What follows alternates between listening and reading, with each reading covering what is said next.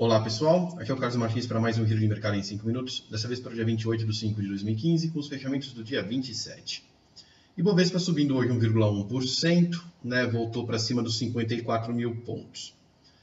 É importante a gente perceber que o Ibovespa está caindo e que ele fez uma mínima mais baixa de novo, tá? Então, por mais que ele esteja em movimento de repique, tem umas resistências aqui em cima, tal, e o índice pode, ficar de lado há um tempinho.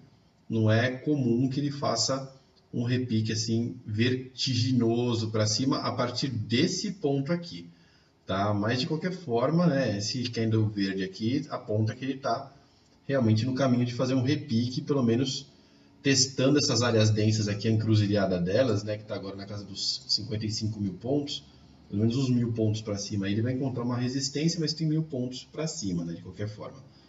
Então é importante a gente entender isso e entender também que o Ibovespa, a não ser que ele consiga se colocar de novo aqui acima dos 55.500 pontos, vai ficar nessa região aqui, talvez ainda cair mais, tá? É importante a gente ter isso em mente, Ele estava para fazer uma alta, mas se perdeu quando perdeu lá os 55 mil e foi para baixo.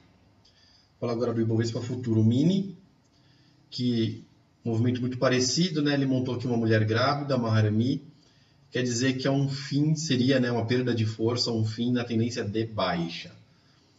O importante da Harami, que é a mulher grávida, esse figurinho aqui onde tem um candle menor que parece uma barriguinha do candle maior, é que isso aqui não é uma projeção contrária, de reversão, tá? É simplesmente uma perda de força de tendência, o que pode nos indicar que o Ibovespa chegou aqui nos 53.500 pontos, num patamar de suporte forte, que a gente já sabia pela movimentação anterior, onde ele já tinha segurado aqui, talvez um pouquinho mais acima, mas tinha segurado, e aqui ele se colocou no mesmo patamar, até um pouco pior, porque ele fez esse candle aqui, mas ele está abaixo do que seria a linha de suporte, isso é importante, tá? Ele pode sofrer ainda pressão de baixa nessa região, está sem suporte até os 52.300 pontos, então é outro que está se colocando aqui como um fim da baixa, mas não está começando nenhuma alta. Vamos falar agora do dólar. O dólar aqui subiu de novo hoje dentro da área densa, a gente estava com aquele horizonte dele ficar entre 3,10 e 3,20.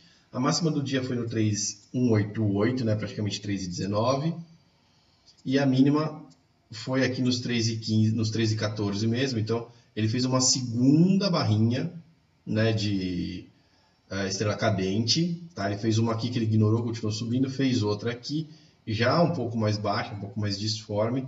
O que a gente pode ver, esperar, na verdade, tanto do índice como do dólar, é um pouco de estabilidade também, Eles não costumam ficar nesse sobe e desce frenético sem parar, eles sempre dão uma estacionada num patamar e depois continua o movimento, tá? Então o dólar, ao que tudo indica aqui, está fazendo um movimento de dar mesmo essa estacionada entre o 3,10 e o 3,20, se ele perder o 3,10, ele tem logo abaixo aqui o suporte já no 3,8, 3,7, então um pouco menos de volatilidade esperada para os próximos dias, talvez essa semana, na semana que vem talvez volte.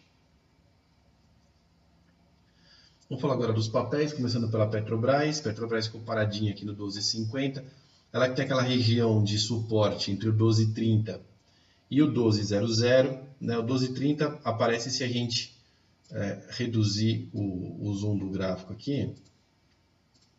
Vamos ligar aqui um Fibonacci automático para a gente ver melhor os movimentos de curto prazo. Então a gente tem aqui o 12,33, que aparece aqui, tá? Então seria nosso suporte de curto prazo, o 12,00 seria o suporte mais longo aqui dentro do gráfico diário ainda.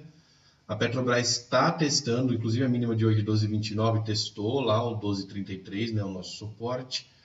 Mas se ela não passar para baixo do 12,00, ela não engata uma tendência de baixa, não tem como, tá? Inclusive os stops de quem estava comprado na Petrobras acima de R$12, eles estão recomendados no e 90 e alguma coisa, 99, 98, 97, que é na perda dos R$12, porque realmente acima de R$12 ela se mantém aqui na tendência e pode montar alguma figura que indique que ela vai subir. Por enquanto, tá? Ela não está montando figura nenhuma, ela está simplesmente disforme entre a região dos 12 e os 13,88, ela está dando uma bela de uma acumulada aqui nessa região, mas assim que ela resolver, né, andar, a gente vai possivelmente ter um bom desempenho aí da Petrobras, tanto para cima como para baixo, né? Tem que esperar o que ela vai fazer.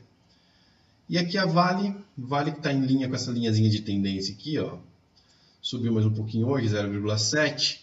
Ela teve uma mínima mais baixa, era no 17, mas ela se recuperou, abriu e fechou lá no 17,50. O que a gente pode esperar para a Vale é, se ela continuar nessa linha aqui, é que ela resolva subir para fechar o gap aqui nos 18,50, tá? R$1 para cima ela já fecha. Ela que testou lá os 16,50, né? Já subiu R$1, ela pode muito bem subir mais R$1 para fechar isso daqui. Se ela se colocar com essa volatilidade de novo, a gente pode ver um teste dela até mais alto.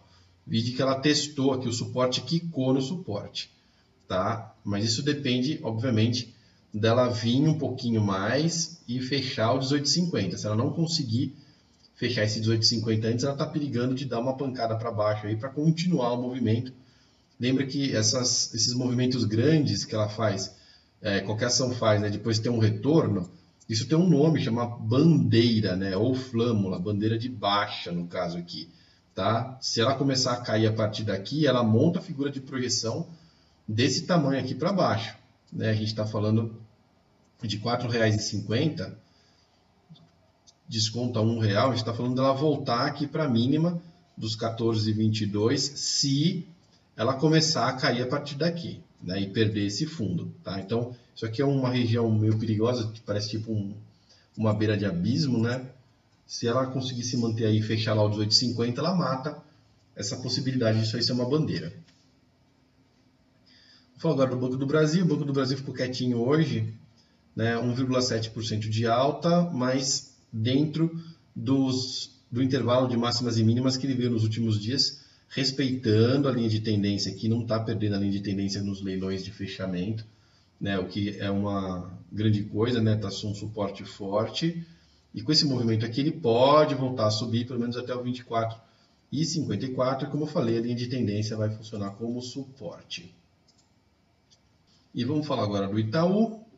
Itaú que veio na derretida monstruosa, né? Saiu lá de 39 praticamente, né? Para chegar na mínima de hoje, né? Nos 34,60.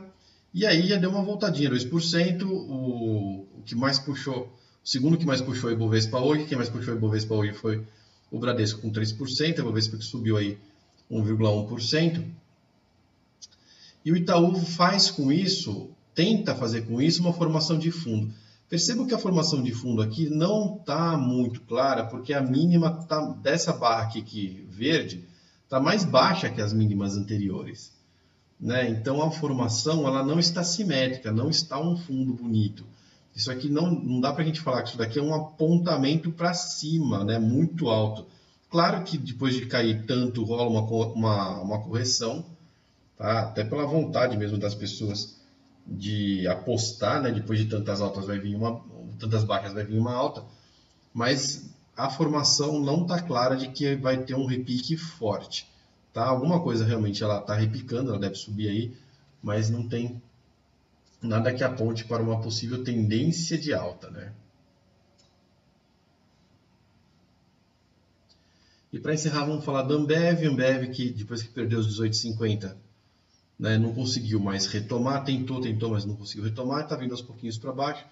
Próximo suporte dela, 18,00. Importante lembrar que perdidos os 18,80, ela também perdeu aquela projeção de R$ 21,60 que ela tinha lá para cima, então ela está agora trabalhando nesse horizonte de ficar no suporte entre os 18 e os 19, mais ou menos, até montar uma nova figura de projeção de preço. Agradeço muito pela presença de todos e até o próximo Giro de Mercado em 5 minutos.